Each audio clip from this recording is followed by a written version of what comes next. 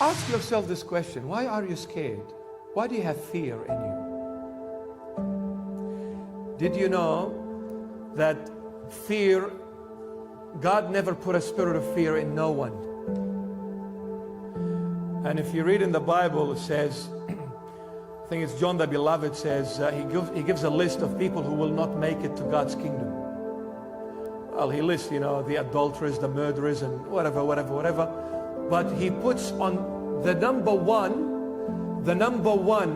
that surpasses all other, the murderers and the whatever he puts, the fearful people will not make it to God's kingdom. You know why? I'm not talking here about a fear when you walk at night time and you hear a whisper, you say, oh, I'm scared. No, I'm not talking about that kind of fear.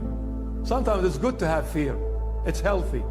I'm talking here about a different kind of fear, which is our topic tonight. A fear of what's going to happen to me. Am I going to be delivered? Am I going to be in good hands? Is my future guaranteed? Where am I going to end up when I die? I'm talking about this kind of fear. Not someone was chasing me in a dark alley. And my question, what were you doing in that dark alley? Don't be there. You know why the fearful people or the scared people will not enter God's kingdom? He's saying because they are the people that do not trust that God can save them and deliver them.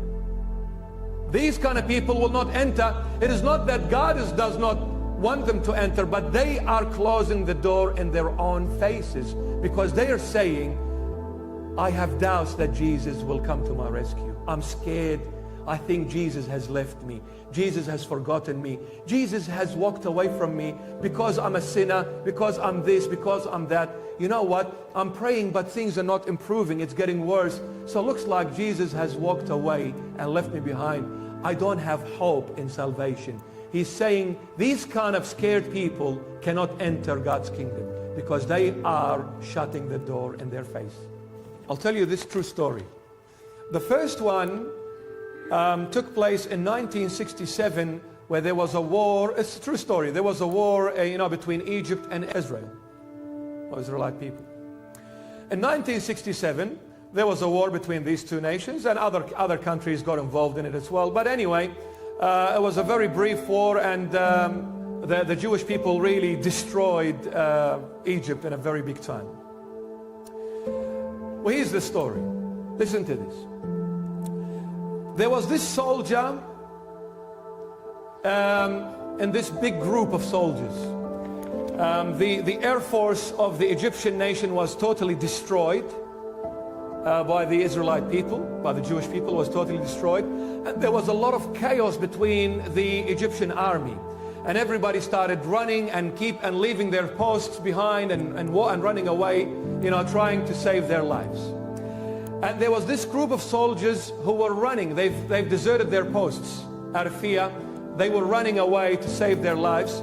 And one of the soldiers was overweight, with all due respect to overweight people.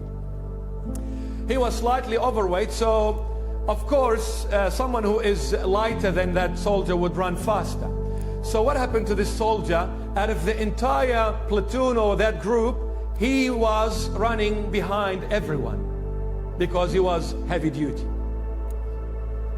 He could barely run. This enemy plane fighter comes, maneuvers overhead, and sees the group of soldiers all together. He comes back to them and he throws a bomb in the middle of everyone, and every soldier there got killed, except the fat one. It's a true story.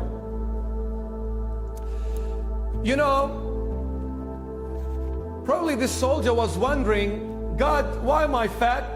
I should have been much more healthier and slimmer. I could have run with my friends, and look at me now. I'm going to be left behind, and the enemy is going to come and catch me because I can't run. I can't breathe anymore. I'm tired, I'm exhausted, I'm overweight, and I'm going to have a heart attack very soon. There's no water, there's nothing. you know what, I'm left behind. Why are you leaving me behind, God? You know, when we go through a difficult time in our life, the very first person we blame is God. You know why? It's human nature. Human nature, maybe we don't realize why we blame God. You know why? Because a human nature or a human instinct, if you get into trouble, you will blame the most powerful person in your life. Why? Because the most powerful person is supposed to protect me, to look after me, to deliver me and save me from whatever difficult situations I go through. So is your most powerful person your mom? Then you'll blame your mom. Is your most powerful person your friend? Then you blame your friend. If to you the most powerful person is Jesus, then you will blame him. Where were you, Jesus? Why didn't you do something about it when I needed your help? But God operates totally different to our way of thinking.